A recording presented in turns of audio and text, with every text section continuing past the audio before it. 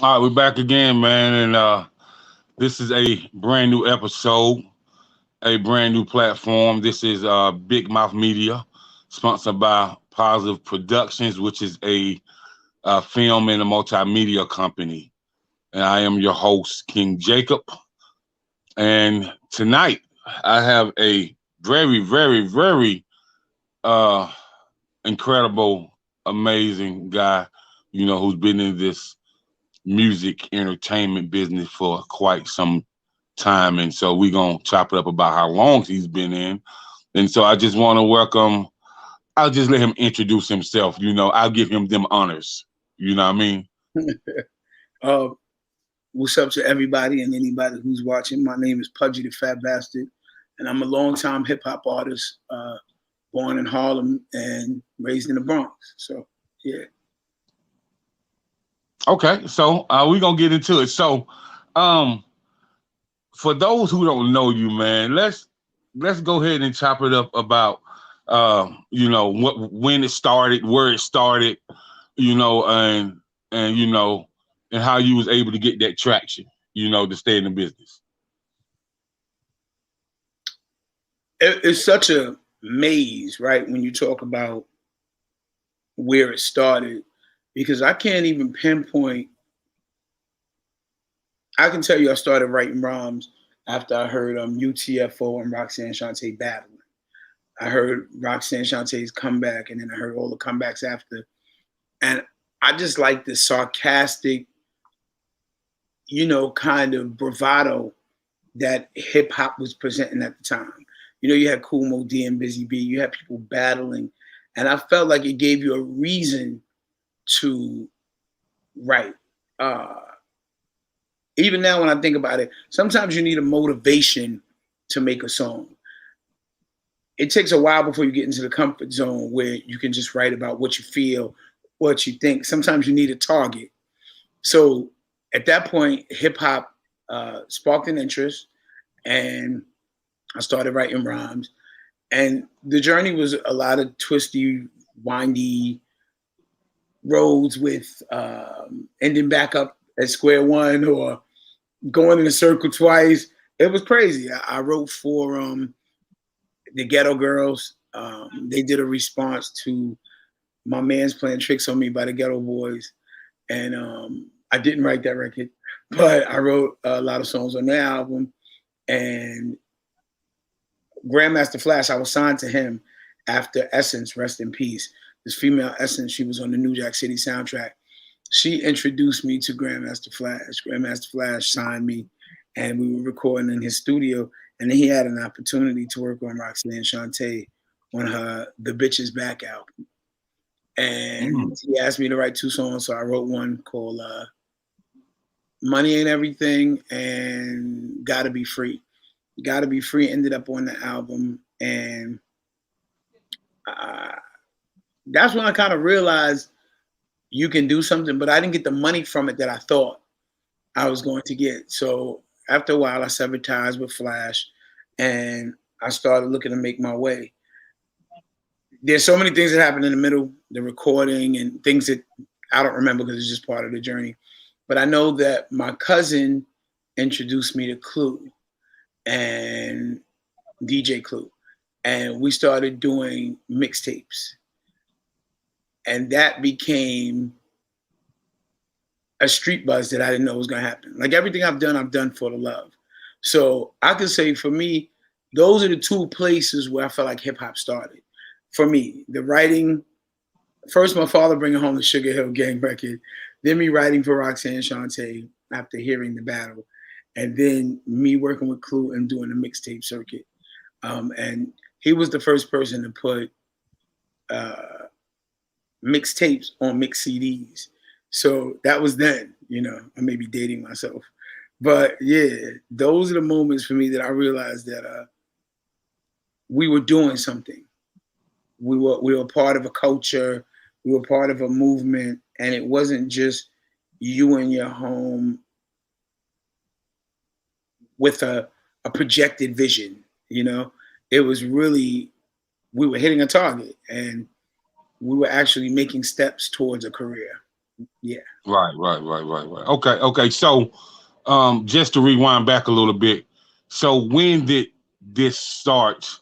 When you first spit your first rhyme, man, or was it in the locker room or the school, or was it on the Ave while you was coming out from the corner store, or was it just in the basement where you and your cousins just listen to something on wax and be like, man, we can do that? Like, what's up? That's a good question. I wrote a rhyme in 10th grade, but I wasn't telling anybody I was rhyming. And my friend Mark Allen, Mark was kind of a reserved dude. He knew everybody, he talked to everybody, but he wasn't a person who was gonna run around the school like, yo, he raps. So I felt comfortable. I had known him since grade school. And I can remember exactly where we were sitting, and I was like, yo, you want to hear this rhyme? And he told me it was dope and I should keep going. And I think at that time, I didn't even have my rap voice right, and to have somebody tell you that this project you started could be something, it was more gas in the tank. And Right. after that, I did a couple of demos where I thought I was Rakim. And the god of, you thought you was the god of rap, huh? I thought I was the god of the sea. And I had his whole voice, and I was trying to pick beats like him, even though people wasn't making exactly that. And I was recording on a 4-track, and my song was called "Sorry I Got It Better." That was the name of the song. And my name was MC Effect at the time. And people liked it. So even though I knew I wasn't going to be Rakim because it didn't feel authentic to me, it felt like I could do something. Mm-hmm. And the lyrics translated, people knew it, they liked it. So I was like, all right. And then I was in a rap group at the time with this kid. And I probably would have been in the group with him to this day if they didn't try to get us for our jewelry back then, and he ran on me, and that was the end of the group. Right.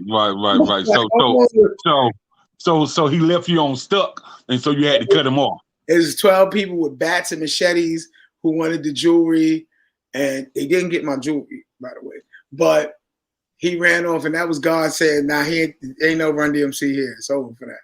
Right. So I started, running around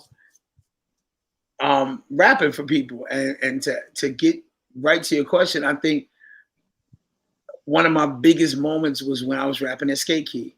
There were ciphers and stuff, and my cousins were like, yo, say those rhymes you be saying to us. And right.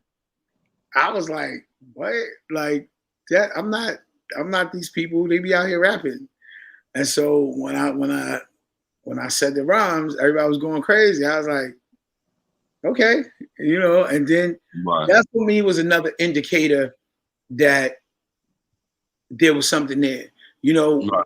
When you're not dubbed as trash and people like, yo, I want to do a song with you, or yo, I want you to come into my studio, even though studios weren't a big thing back then. A couple of people had 4 tracks, but it wasn't like now. So it was more of an honor than when somebody wanted to bring you in on their time, because it was a rarity that you A, had a home studio, B, the people had money to pay for it, and that they would waste their dream or share their dream with you. So that, when people started wanting to do things with me, I knew that there was some value in what I was doing.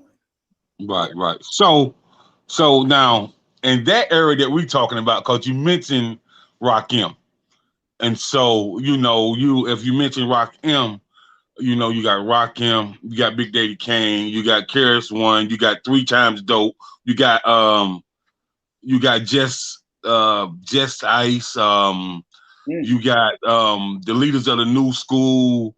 You got Dougie, you got Special Ed, you got Dana Dan, you got Slick Rick, you got Biz Markie. So you was in the circle of some really, really, really, really heavy hitters, man, when you first started rhyming, bro. So let's talk about, how you was able to maneuver those, rhymes and your singles in the streets. Let me. I lived in the Bronx, right? But I went to school in Harlem. I was born in Harlem. We had lived in Harlem first. So there was this shared street education that was happening. Because I'm in the Bronx and I'm in Harlem. And then my mother had aunts in Brooklyn. So there was such shared education that environments always played a part in your music. The people you ran with, the way they operated, the different ciphers that didn't happen here, but they happened here, the different link ups, the different writing sessions where people would just be in the room, everybody writing. And weed wasn't big back then, right? So it was just people really off fumes. People might have had a video game back then, and people was just in there really writing with a beat playing. It was really organic. I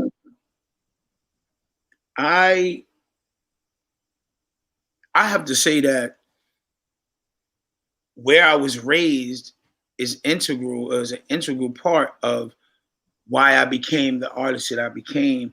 Lord Finesse was a friend of mine from the beginning. Wow. Big Al, and who he discovered, these were friends of mine. Slick Rick lived up the block. I was rolling with Antoinette, who lived up the block. Jazzy Joyce lived on my block. Wow. What's these guys' names? Oh God. They had one big song. I forgot their name, but they lived in Co-op City. They had one dope song. Oh man, shout out to them. It'll come to me. Anyway, Yogi and the crew, they lived in Soundview. Lade, who Albie Shaw was my manager at McDonald's when I was 13 and in high school, right? He found the group Lade, who was at Soundview, but I knew Albie Shaw too. Heavy D was my friend. These are all people in the locale. Puffy was there. It's not like I grew up. So let me ask you a question before you go further. So that era of Mount Vernon, Harlem, and the Bronx, that era. So your generation is the reason why Fat Joe wanted to get on. I mean, I have to say he was a part of the same era. Like it's him, Diamond D, Showbiz and AG, Finesse. All these people are in the same projects. And I had cousins that stayed there. So Uni and Walter, so I would be there with them. And it was like, if you rhymed, you were going to get on if you were good. Because you could reach out and touch these people. You know what I mean? And digging in the crates, even before they knew it, they were a thing. They had West Coast rappers like, I think it was Donald D, people like that.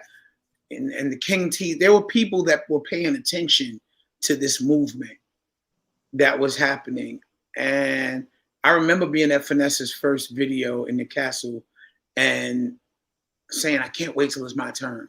I remember sitting in the house with Diamond D before he made his album, and we were talking, and I'm thinking, I can't wait till it's my turn. And I say this a lot, so you hear it in a lot of interviews, but I always have to say it still holds true.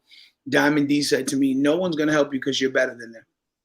And that never left me. It's a thing. There are people that when they realize you're the attention stealer, if you will, they're not going to bring you to that session. They're not going to bring you around because whoever's in the studio, if they do hear your talent and see your look paired with your talent, they're going to want to pay attention to you, and they want the light to be on them. So I did have a lot of people around me, but the one thing that I've never said in the interview, and I'm going to say it now, I've linked with everyone. And sometimes it baffles me how we didn't do records together, and I know this is going to take a moment out of your interview, but there are people who are like, damn, I wish I was there when you did the song with Biggie. And I think to myself, but when you had a chance to do a song with me, you didn't do a song with me. Right. So being in the mecca of the creation, of hip hop, Mm-hmm. I think it added so much hunger, it added so much discipline, it added so much passion, it added so much respect to the craft of music for me.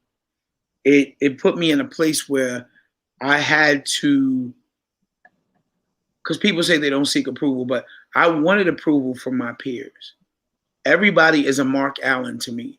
Everybody is somebody that I'm spitting a rhyme for that I want them to like. I never, we're not making music for ourselves. And I tell people, if you're making music for your, well, I used to say iPod, but we don't have that now, right? So if you're making music to play in your car or to play in your MP3 player, then do that. But if you're making music for people to, or what we call lifestyle music, for people to incorporate into their lifestyle, working out, sex, driving in the car on a long drive, feeling better about themselves, or learning something. If you're trying to make music for other people, then other people's opinions count. So when I work with certain people, I just realized that the understanding of the craft is not there. And it helped me focus on me and become the version of myself that I wanted to be instead of trying to do songs with everybody and forcing it. You know, I think that's why a lot of my collabs happen organically. Myself and DMX, myself and Ishmael from Diggable Planets, being in the studio with Tupac, knowing him before he was a dancer. It's just being in the place at the right time and being authentic. I'm on Corrupt's album, right? How did I get on a song with Corrupt, who's from the West Coast? I think being true in your craft and showing respect to other people and their artistry is going to put you in the right place and going to create the right music and frequencies for people to absorb. That's that. Okay, so let me rewind it back. Yeah. You know, cause I'm a type of cat that say salute the DJ. You know what I mean? Because DJs break records. You know what I mean? So when I was a young cat, you know, being in South Carolina, I used to have cousins that come down here, or some of my homeboys' cousin comes down here, and you know, they bring the Clue tapes. They used to bring the one of my favorite DJs, and this gonna take you back, man, DJ Tony Touch. You know what I mean? Yeah, so they used to bring Tony Touch, and that's how I got familiar with DJ White Owl. You know what I mean? I got familiar with 50 Cent's DJ. I forget his name. You know what I mean? DJ Who Kid. You know what I'm saying? And then you know, Ron G, young about SNS. Yes, Ron G was my man too, man. Yeah, DJ man. Ron G, yeah, man. So with these guys circulating, like the DJs was kind of circulating through the South before the artist was. Absolutely. You know what I mean? You know, cause street money people who get money in the streets had mixtapes. Cousins who came to here for the summer was gonna take a mixtape back to Mississippi, to Memphis, to wherever they was gonna take a mixtape back, and you was gonna get known like that. Yes, I agree. Yeah. The grassroots is always it. Right. And so with those DJs, man, you know, NYC, Jersey, Connecticut.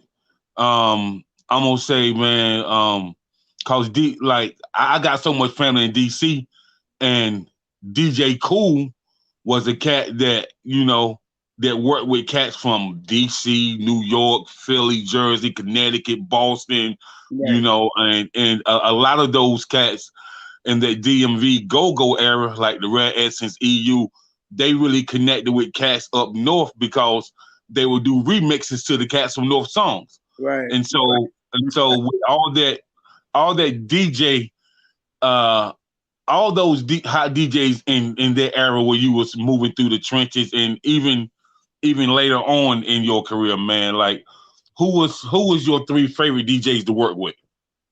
Wow. I have to say, super duper shout out to Clue. DJ Clue was a big deal for me. DJ K Shaw, And you said three. Well, well, you can name five, bro, because you know. Doo-Wop, DJ Oh, Doo-Wop. yes, sir. Yes, sir. And shout out to Doo-Wop. And Envy. Envy. Yeah. Okay. So pause. Let's talk about that Envy journey because a lot of people see him on Breakfast Club now, man, and you know, and you from that era where Envy, first started. So you know, you I seen was the on one growth. of his first tapes. Well, okay. So you really seen the growth, and Right. so with that being said, man, how was that working with him back when he first started, bro? Well, let me tell you something. I've been fortunate enough to meet some of the most humble, most forthright, forthcoming people I have. In a business with a lot of sketchy individuals, a lot of opportunists. Nobody knows this, or maybe few people do. Envy lived directly across the street from Clue. And if you know anything about Queens, the block they live on, the houses, it's a very narrow block. So the houses are, I mean, right across the street in a very narrow block were their houses. So you come out Clue's house, you walk about 20, 30 feet, and you're on Envy's doorstep. So there was no ifs, ands, buts, or maybes about whether we were going to run into him, whether we were going to link with him. It was just how. And I remember that Clue had told me that Envy wanted to know if I would get on his tape. And he wasn't Envy at the time. He's going to kill me for saying his name, but he was Rashawn, right? Who lived across the street and was about 17, 16. And that's it. And I got on his tape. And the one thing that made me really amplify the respect factor for him is when I called him for some drops for a group I was working with in 2000, he didn't hesitate. He emailed them right away. What do you need me to say? And that's what the love in hip hop is supposed to look like. You know what I'm saying? Because when I was working with him on his mixtape, I wasn't looking for anything. And the problem with people is they come in the door with their hand out, but they don't realize later on, if the person is bigger than you, in a better position than you, or just not willing to work with you, they're going to charge you a lot of money. Yes, an arm and a leg. And maybe a head. So you gotta sometimes invest in your people. And that for me, that's the Envy situation is one of those moments where you realize that when you treat people like humans, that a human reciprocity will happen at some time. You're not looking for anything. You're just helping somebody out. And in return, later on, they have a good memory and they help you out. So, yeah. Okay, so with that being said, man, I work with a lot of indie artists, maybe consult for them sometime, try to get them on the right track. And, there's this thing that's called music publishing. And yeah. So there's this thing that's called music publishing, the performance act rights, royalty checks, music licensing, all the above. So, when you're teaching independent artists that you're putting through artist development and bringing them through the levels of the music business, man, let's break down what I just named, the publishing, the licensing, the royalties, the performance act right, because, with you have the BMI, the ASCAP, the CSAC, but, if you're a songwriter, ghostwriter, producer like yourself, there's other things that you can do to control your own publishing. And so just let's just share just a little bits and pieces with these indie artists, because I know this is about a 3-hour conversation just on music publishing alone. So, if you can break down a few cycles, on how you transition into making the money behind the scenes. And a lot of music publishing is behind the scenes. You know what I mean? You make a lot of money behind the scenes. So what I know is a fact is that myself and many people from my peer group came out at a certain time when the business was new and people didn't understand the value of those things. You know, Cadillac Records and Ruthless Records and people like that, they understood and they made sure they kept the things that the artist didn't know about, but was going to end up being the $1 million check, right? Mm-hmm. I almost feel like, well, and there are courses, but I almost feel like even when I went to college 2 years ago again, there are now courses for copyright. There are so many people who are out here cheating themselves out of money, cheating their children out of money, cheating their estate and their legacy out of money, and they don't know that there's a tomorrow. They're so busy posting the song as soon as they do it. They don't understand that they're compromising the integrity of their music. They don't understand that someone could steal that melody tomorrow and you can't prove that it's yours. I think copywriting is the first thing before you talk about publishing, because publishing comes from ownership. So how can you tell me you own it if you can't prove it? So when I'm done recording a song, I copyright it. That's it. You take your lyrics or your melody and you send it to the Library of Congress and you pay it's up to $85 now, but you pay your $85 and you copyright your song. And then you can start to negotiate your publishing where if you want a publishing deal, maybe you want to sell the whole song, maybe you want to sell 10% of the song.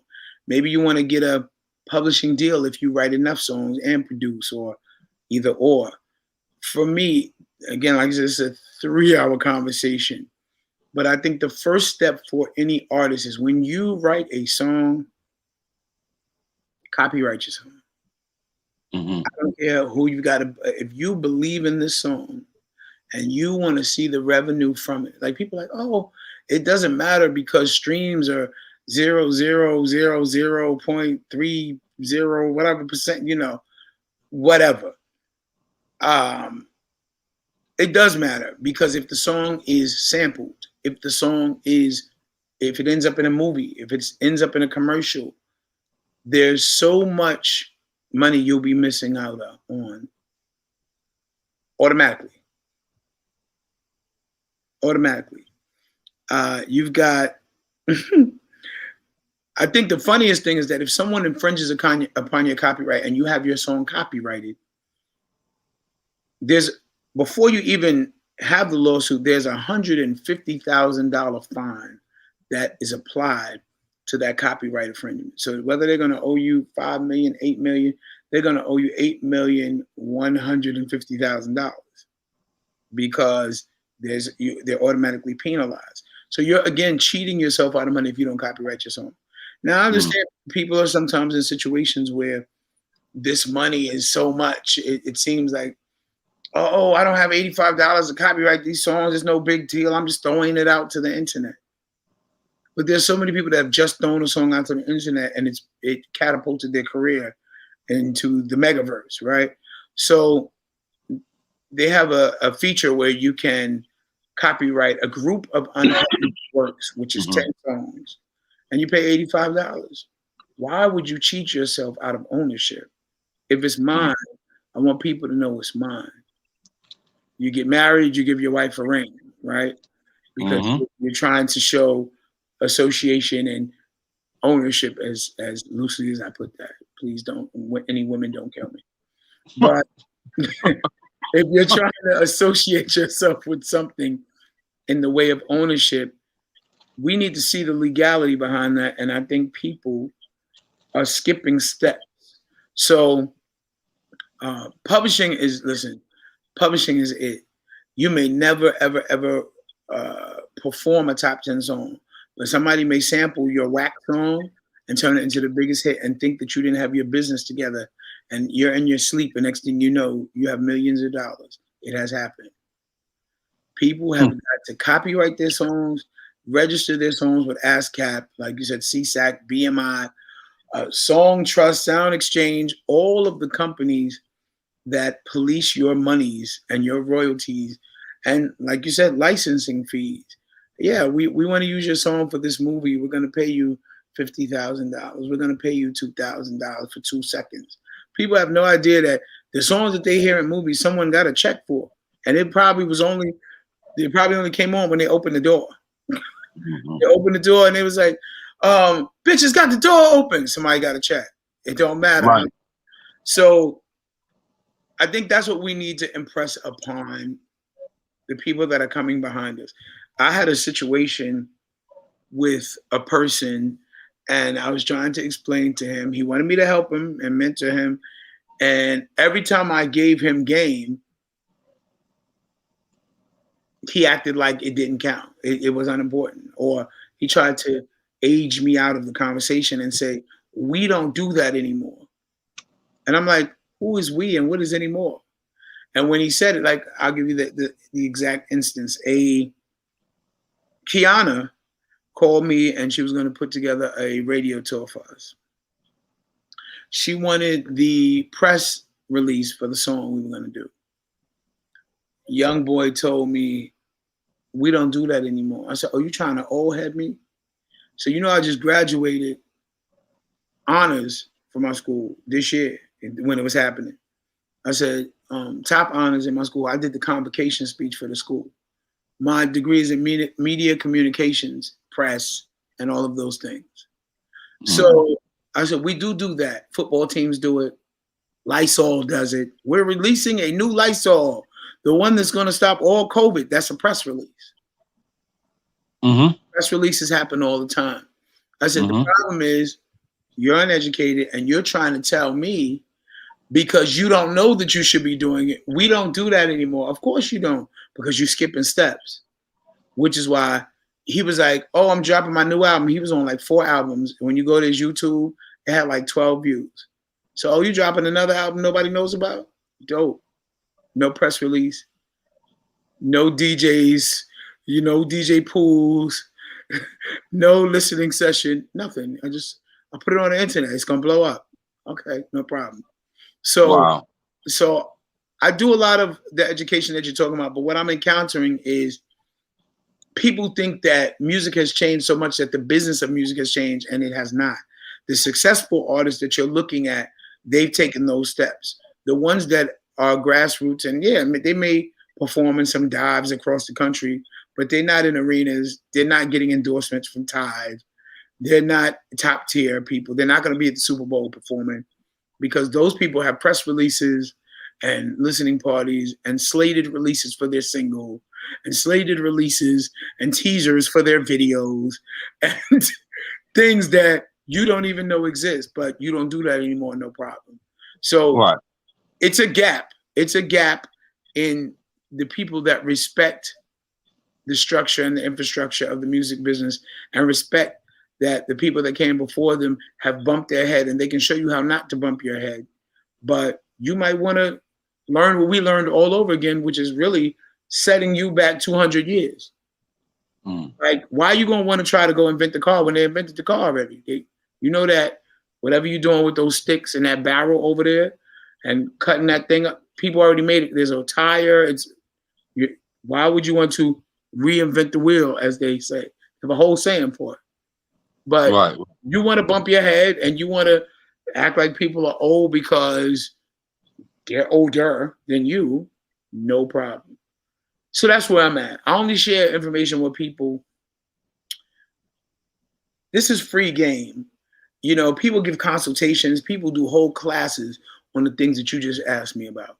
So when you speak to someone and you point them in the direction of a necessary tool and they give you 1 ounce of disrespect, you should shut down on them, period. Right. Just for me to tell you my opinion on my song, that's an A&R fee. Like, that's consultation. You want me to say, there are A&Rs online charging people to listen to their songs. Yeah. And you want me to give you my opinion? Okay, that's going to be $100. Send it to my email and cash at me. Right. Last time I told you, oh, you need to change the snare. You told me, oh, we don't do it like that no more. Okay, no problem. So what we're saying that when you was talking about music license, so I was sitting listening to something, and then I listened to something else. So I listened to Dolly Parton saying "I Will Always Love You," and I listened to Whitney sing it. So I said, well, let me Google something, find out something. So didn't even know that Dolly got paid that much money when Whitney was on top of the charts with "I Will Always Love You." I mean, Dolly got paid, my brother. I remember. It's a whole bunch of those. Remember, "The Greatest Love of All" was another cover by Whitney. Half Whitney's songs, her biggest songs were just remakes. Right. And those people, like you said, they ate lovely because you need to cover their song and they had their paperwork correct. Yeah, man. So I tell people all the time, man. And then a lot of artists don't know about the mechanical licensing. You know what I mean? They don't really understand. If you want to cover somebody's song, but you go to the necessary steps, the correct way, the legalized way, you definitely can make money, and that person who made the original track gonna make money too. Right. So a lot of artists think it's nearly impossible, but it's not. But you gotta have your paperwork in order. You know what I mean? So same licenses too, all the licenses that I think there must be some education. It has to be. And as much as managers and record companies are trying to keep these things secret so they can rape the artists, they're screwing us up for the future because the people that we're helping release records now, they don't have this knowledge. So what are they going to teach the people coming behind them? So now it's double loss. It's an unfortunate situation. Right. Now, let me ask you this. You've been in the business for a very long time. Do you have a label or no? No, and I hate when people say they have a label. You don't have a label. You may have a production company. But do you have an entertainment? Well, let me rephrase that. Do you have an entertainment company? I do. HW Media Source LLC. I do. Okay. So do you sign artists of your liking up under that company or no? I do. Okay. Good enough. Okay. That's great to know. That's really great to know. But I do know this, man. You from that era, man, where the bars gotta really be bars and they gotta make sense. A cat was telling me that he wanted to do a feature with Big Daddy Kane, man, and I told him, I said, man, you ain't ready for that. you ain't ready for that, my brother. You ain't ready for a feature with Big Daddy Kane? No, I said, you're not ready for that, my brother. I said, you gotta get your weight up and your bars up, bro. Because don't think because he got a little gray in his beard that he won't murder you on the track. I was like, bro, you got to get your bars up. And I said, with guys like that, they gonna listen to what you put out. And a lot of times, it ain't all about the money with them. They have a reputation, a legacy to uphold. Exactly. So kind of crap. Right. Yeah. So man, tell me, how was that working with Biggie and Tupac and a lot of other stuff, a lot of other people that I read about that you work with, man? So what was that experience like? I mean, because I know that you done been around the board and working with some really high-end people, you know what I mean? So, but doing that era, because you knew Tupac before he was big, right? Absolutely. And you know Biggie at his peak level of rising, or before he rise to the occasion? I knew both of them before they had deals. I knew Tupac as a dancer, and I knew Biggie as somebody who was writing rhymes, trying to get on. Okay. So same with Nas and same with Akinelli. We were all Lady of Rage. We were all people just grinding, trying to get on. Okay, so with knowing them and actually working with them, like so after they transition, how was that relation? Well, how was that chemistry in the studio with them? You know what I mean? Well, After they got on. I didn't. Biggie and I did ours. We did two songs. We did a song called Nine Dog MCs with Red Bandit. It's on YouTube. Red Bandit, Positive K, Snaggerpuss, Grand Poobah. This guy named Back up, bro. You did not say Positive K and Grand Poopa. Those my bros. Yeah, absolutely. It's Poopa, baby. Hey, listen, man. Absolutely. I tell people all the time, man, like Poopa, He's man, still listen. got some music coming out. He's still lit. I know he's still lit, bro, because I was talking to one of my people from overseas, man, and he's like, hey, man, like we just waiting for the pandemic to get over with, because you know all them old school guys that you still be naming and that you still listen to, they always overseas, man, always. We just did a joint that's out overseas, and now can I remember the name of it? It's myself and Pooh. I cannot remember the name of it, but I'm looking now. Shit. Damn it. It's fire too. It had just came. We did it during the pandemic, and it's called. Hold on. It's called In the 90s. In the 90s, okay. It came out a year ago. There you go. Whew, Jesus. All right. Okay. Word. So man, you connected to some of my favorites. So as I was talking to, the Queen, she was telling me, she was like, man, he's been around a long time, but like he got some new heat coming out. And so let's talk about, the progression of the newest project that you got coming out, and let's talk about the expectations of the project, man, and where you see it going at, and what was the creative process of really coming out with a new project after all this time, and how did you transform from the analog to the digital era? Wow. So like you said, working with all the people I worked with, I did 5 songs with Left Eye before she passed on her Supernova album. I wrote the song with her and Tupac on her album. And in that writing process, I wrote a song for her and Carl Thomas. And when Carl Thomas sang over the chorus part exactly how I sang it, even though I wasn't a singer, it kind of struck a chord with me. I was like, wait, but that sounds like how I did it. And I'm thinking when I get it back, it's going to be something different because Carl Thomas is lit. But it sounded really close to what I did with a different voice. So it made me think about R&B. Right. And I was so rap that I wasn't into R&B when I was young.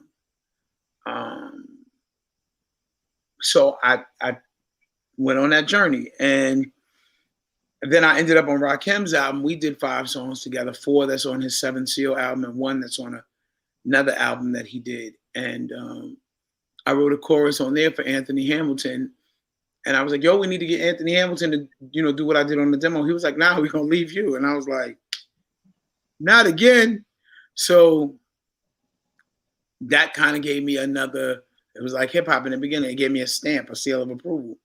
So I started doing these R&B joints and working with females that sang and working with dudes that sang. And I found in there that I had a talent. And now my album is like a hybrid. It's funny you say that. I ain't mean to cut y'all. It's funny you say that. Because I was having quantity that I was like, listen, man, I'm going through, because, I promoted, the flyer and stuff like that on TikTok and stuff like that. So, and I'm listening. I'm like, hold up, man.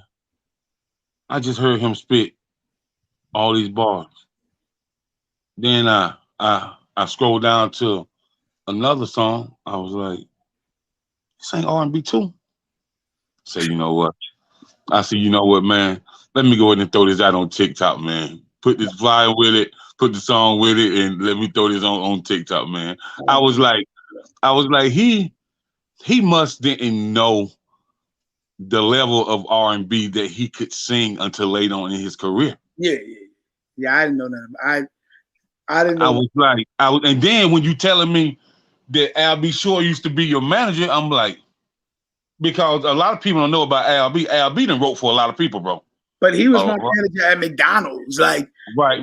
But I'm just saying, like I'm pretty sure later on in life, you know, once you knew you was taking that music journey, I'm pretty sure y'all done crossed paths since then, though. Well, what are you talking about? That's my bro. Like, so I was in LA, probably about 6 years ago doing this show, and I was singing there. I did this joint I had, and he came in and he saw me. He was like, "It's the other Al B. Shore," because people used to say I look like him.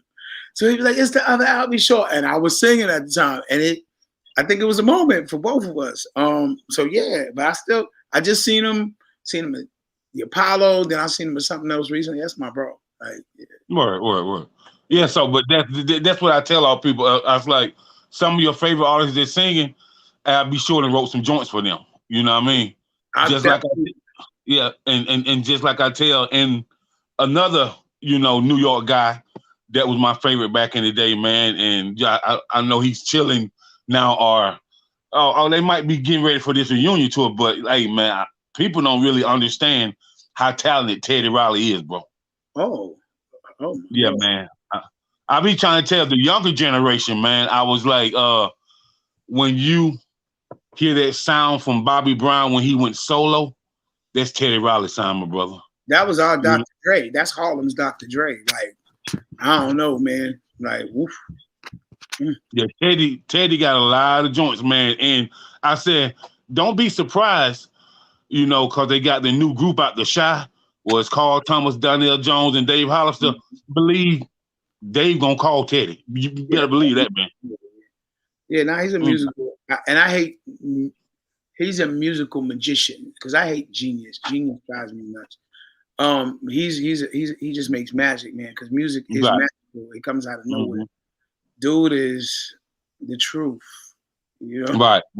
Right. So let's finish talking about this new project, man. And what type of flavor, as far as we're gonna get into the production, the songwriting, and then the artistry that you're going to be performing on stage.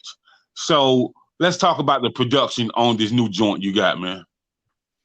So ironically, the person who did my first single ever, which is Checking Out the Avenue, is Nitty, Frank Nitty from Trackmasters. Okay. He is now doing this album. So that's a 30-year relationship. Wow. Yeah, it's a big deal, man. It's a big deal for me because when somebody knows you as one thing, for them to hear your progression and to grow with you, it's huge. You know, it's huge. And the warm-up single we're doing now is called Choose Violence. And even though it sounds like a hip-hop title, it's really about a relationship where I give a female the chance to talk it out or be, you know, or just not say nothing, and she wants to fight, physically fight, you know. And I'm like, you always choose violence. You always choose violence. Like, it's just basically, she don't never want to do it the easy way. She don't want to say, okay, I understand. She want to throw things, you know.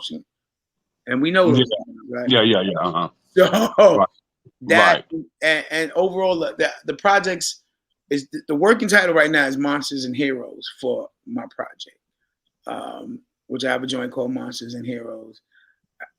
This album, Frank Nitty and his twin brother are producing the album, the majority of it. I got a joint on there called Medicine. That's it's out of this world. It's like, she done with me. She ran out of love for me. She said she's not coming back.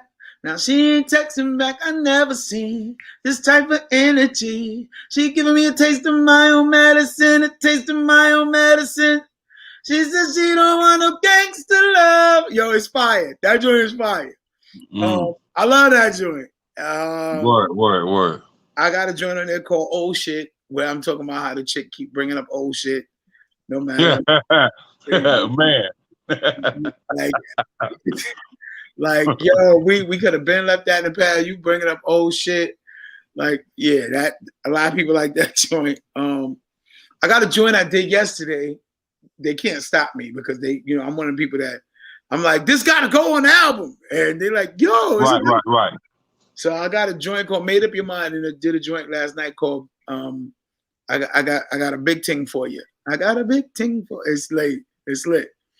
I don't know, man. And I got a joint called Juicy that we drop in about females.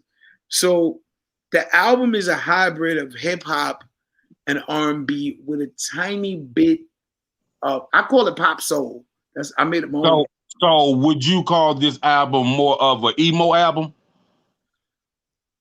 No. Yes. No. It's a hybrid. No.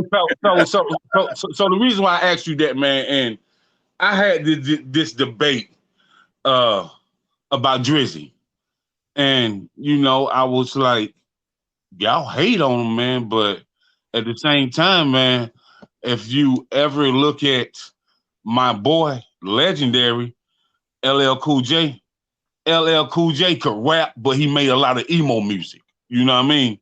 Listen, he made a lot of emotional music. You and I can agree, hopefully, on this. Females are the wrecking my in public and have always been. Exactly. What I'm talking about, like I said, with old shit and medicine, I'm not gonna. I think we're all, and I hate that conversation because I think we're all emotional people. My album is content about the human experience, whether it's male on male beef, right, or female to female envy, or jealousy, or insecurities, or male to female relationship issues, or male to female love, right? I don't have. I would not. I'm giving you a lifestyle album. I'm giving you songs that I got a song called "Wonder Why You Alone," right? And it's just real. There's no people. Listen, people gonna give things titles because that's what people need. For me, it's a lifestyle album. Everything I say on there, you're gonna be able to relate to. It's not about silliness. I'm not making an album about silliness. So if that's well, the reason why I say emo, and I mean because the reason I say why I say emo, man, because for so long through the artistry of records, if it was a rap guy, they were so scared to put their emotions on the line on a record. To me, they played it safe when they had stuff that they know they wanted to get off their chest, but it was emotional. So when back in the day, when I was a young boy, and I heard LL bring out "I Need Love," I said, man, and I heard grown women, my auntie's friends and my older cousins' friends, they be like, you know what? He ain't scared of his emotions. You know what I mean? He gonna sell a lot of records. You know why? And I get that, but I'm such an involved human. This is not directed towards you. Those conversations aren't in my head. So I don't even have, you understand what I'm saying? I don't have a place where I feel you. I'm coming from that angle. My angle is this. I'm a human being. I'm not a poisonous human being. I'm a human being that can give you all sides of me, and I'm aware that they exist. I'm aware of the cold side of me. I'm aware of the revengeful or vengeful side of me. I'm aware of the apathetic, totally in my own zone. I don't feel no way or another. I'm aware of the sad. My father just passed, right? And I'm aware. Brother. Thank you. When the dark wave comes over me, like my day could be going good, and then something will trigger. I'll see something that he used to like, or the day be rocked out for me. Like I'm going to sleep for the rest of the day. But I'm so conscious of it, I can put my finger on what it is and say, this is that, because I don't let people tell me, don't look at that side of yourself. I don't let people tell me, don't be in contact with your tears, your fears. How can you conquer them if you don't know they're there, right? Your triggers, whatever they are. So this album for me, it's about the human experience. I had a relationship where, you know, people always talk about gaslighting. I had a relationship where the girl would always call up anybody and tell them, and I would be sitting like 14 feet from her, and she would be telling only the parts of the story that made her sound amazing. So in this story, I cursed her out, I spit on her, I threw stuff, I didn't speak to her for 2 days. When she needed the car keys, she couldn't find them, all kind of stuff. But she never told the why. She never told she had a dude in my car and I'm not giving you my car keys. It was like her whole, it would be something. I'm a reactionary person. Again, I know myself. If you do something, whatever I do is a direct result of what you did. I don't just wake up in the morning and be a fool. So in the song "Wonder Why You're Alone," I'm talking about that. I'm like, you're on the phone telling your version to make you sound perfect. Like, why would you tell the whole truth? Like, why would you do that, right? And it's telling your version to make you seem perfect. Like, why would you tell the whole truth? You say you want love, but you're standing in your own way. Now both your bed and your heart have an empty space. You want me to love you when you say so. Your mood depends on how the day goes. Love is for free, but you ain't trying to love me if you're not on the payroll. Like, this is real shit. You know what I'm saying? Yeah. I'm hearing it. I'm a rapper. So at the end of the day, when I talk these things, if you want me to feel like these things don't go on, young dudes, older dudes, they all went through this. None of this stuff I'm singing about is from another world. It's from right here, this hood, this block. And the reason why I say that, man, and when I say emo, I mean emo because it's a male that's holding nothing back. It's raw, it's uncut, and it's giving you the real. I'm with it, bro. I'm with it, but my emo is definitely not the emo drug rap. There was no drugs involved. Right. I'm a lucid, cognizant dude that don't like what's going on right here, and I see it, and I'm talking about it. But I'll tell you this: I could rephrase my answer and reshape my answer and say, yes, it's emo because everything I've done is emo.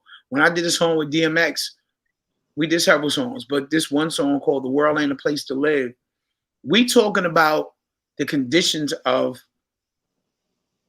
how we live it. I'm like, babies killing or babies having babies and you know they can't afford them. You know what I'm saying? Like, we was talking, like, everything I talk about is from the heart. My first single, Checking Out the Avenue, was talking about living in the big city. The big city is where I come from, not the slums, but where poor is many more than none. Like, I'm a conscious individual. I'm awake. I'm not woke. I'm awake. I'm living. I'm alive together. I know what's going on around me, and I speak about those things as if I'm present. So if to people that's emotions or emotive or emotional, yes, I will take that because I'm not going to make songs about smoking all day. I'm not going to do it. I'm not going to make songs about having sex all day, even though I have a song called Stroke, right? I have a song, left, right, stroke, right, left, stroke, moving in a circle. Like, I like all that, but it's a well-rounded album. It's a life. And my album is a life happening. My album is not, I'm slapping bitches all day. My album is not, I'm selling drugs or I'm doing drugs. It's not, it's a moment. And when I talk about things, I talk about things in the actual way that they happen and in a way that the person who's dealing with the same thing is going to say, oh yeah, I shouldn't be here. I shouldn't be in this relationship, or word, that ain't it. You know what I'm saying? I don't want to remove the human experience from my music so that someone doesn't say it's emo. If it's emo to them, I like it. Whatever it is. But I think when you hear it, I make it danceable. I make it listenable. I don't make it slow and draggy because I hate slow and draggy music. Mm-hmm. I can't even perform that. Like what we doing here. But the album Monsters and Heroes is that it's a song about who you gonna be when the decision making process is there and is happening. Are you gonna be a monster or a hero? You know, and I think a lot of people who hear it, they're so polarized because I started off and I go, I seen a pastor do the devil's work. You know, as soon as I say that, people be like, I said, I seen people who live in the lights say they do some shit in the dark. Like everything I'm saying is, and I see the mother let her children starve. Like I'm talking real shit. Like, Right. like, But you know, people touchy feely about the real conversations, but you know, you go off energy, man. You go off vibrations, and what you bring into them is going to hit them dead in their chest. It's going to hit them in the center of their chin. You know, it's going to make you think as you listening to it. Cause when I say in a song, there's some shit in the dark. You better fight, baby. Don't panic. Don't be afraid. Cause you know that pain is how warriors are made. Like I'm saying, pain is how warriors are made. It's okay. Don't be afraid. Like the whole song is about you're gonna go through what you go through, but here's your chance to decide if you're gonna be a monster or a hero. It's fire. Like listen, I know people. I never had an album where I talked, even the songs with me and Biggie, the songs with me and everybody. I never talked about these songs like that because I was just happy to be rapping. My mission is different now. I have something to say to the people that are going to live a life because I've lived a life. And I want my mom to be able to listen where in the beginning, I was just saying this to my friend. In the beginning, we don't care if our mother don't like our music. We killing it on the block, right? But now, I don't want that. I want my mom to hear my songs and say I gave birth to that person, and that's where I'm at with it. And I think that's a mission that fulfills what I'm looking for. I did my street run. You know what I'm saying? I don't want to keep making the same song. I call it the hamster on a wheel. I don't want to keep talking about the same stuff that I was talking about when I was 20. I don't want to do that. And rightfully so. And you shouldn't want to talk about that stuff, man, because a person that talk about this stuff they talked about 20 years ago, there's no growth to me, man. Like if your mindset and you're able to form the same speech that you formed 20 years ago, then there's no growth at all. Then what has been your purpose over the last 20 years? So of course you're not going to talk about what you talked about 20 years ago. You know what I mean? That's not your mission. That's not the journey. People want it. Like Juicy. Juicy is a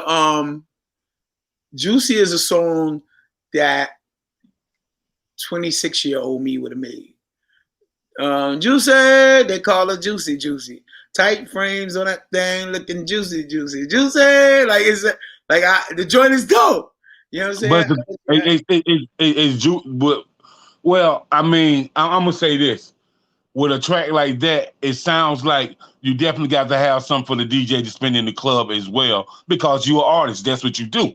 So, it sounds like Juicy is a song that they can spin in the club and it put it in that club mix, in that club flow. I feel like if you hip hop, I'm not gonna do the same thing that I did, but I'm gonna give you the rap version of me just because I respect what y'all respect about my journey. So Juicy, Shootout, there's probably Big Dreams, and KO. That's what I found out. Those songs are really hip hop, but they not boom bap hip hop because I ain't doing that. But I feel really proud of what I've done. And I hope you feel the same. You know what I'm saying? You should, man, because you put your blood, sweat, and tears in that. So, and you should, for sure. So, You know, and with that being said, man, we're almost out of time. So Right. just want to let people know about the project, where they can go get it, when it's coming out.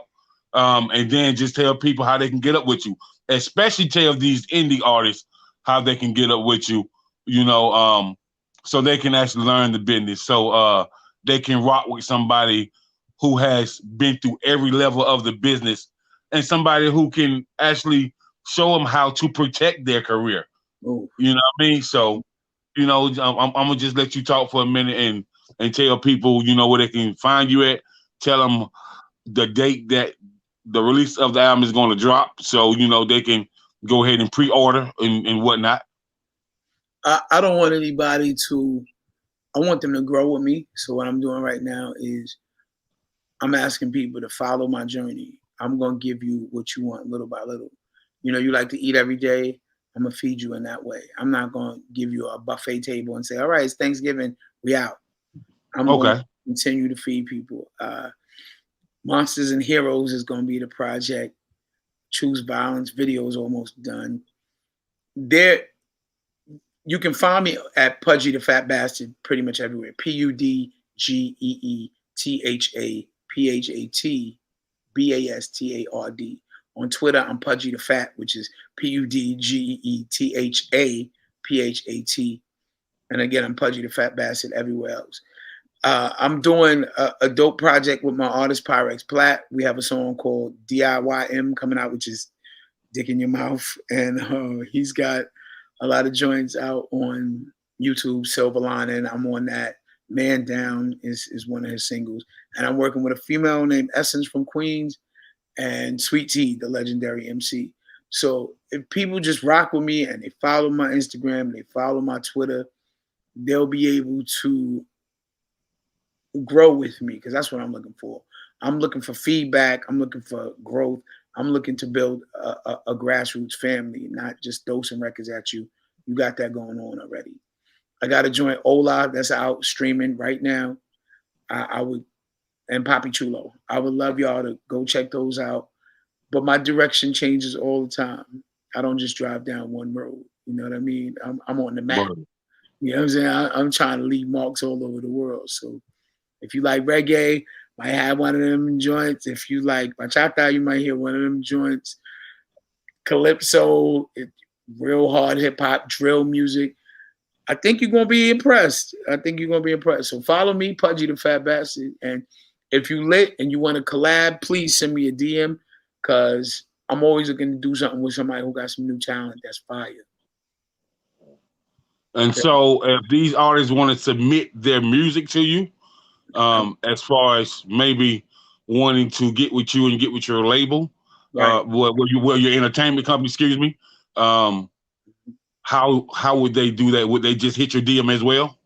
They can, and then I'll forward them to my partner after I review it, because I have to hear everything first. I gotta see if it's on the level, because everybody think they fire. I'm sorry, y'all probably fire, but not fire. Anyway, yeah. He said everybody think they fire, but you know, man, yo, man, this is Big Mouth Media with King Jacob, man, and Pudgee the Phat Bastard, man. You know, NYC representative, man. Man, over 30-year vet, man. To work with some of the greats that we listen to. Got his music spun by some of the best DJs. Worked with some of the best DJs. And you know, that new album is dropping. Are you a monster? Are you a hero? What are you? You know what I mean? You know what I mean? So, what's your purpose? Are you gonna save lives, or you gonna ruin lives? You a monster or a hero? So you know what it is, man. It's King Jacob, Big Mouth Media, Pudgee the Phat Bastard, and I just want to say, man, I do thank you for coming to rock with me, man. It's been King Jacob, you fired. Word, man. It's been a splendid interview, and it's been a star-studded moment. So peace, blessings, and I'll be in touch, my brother. Appreciate you. Thanks, bro. Yes, sir. Shout out to Kiana.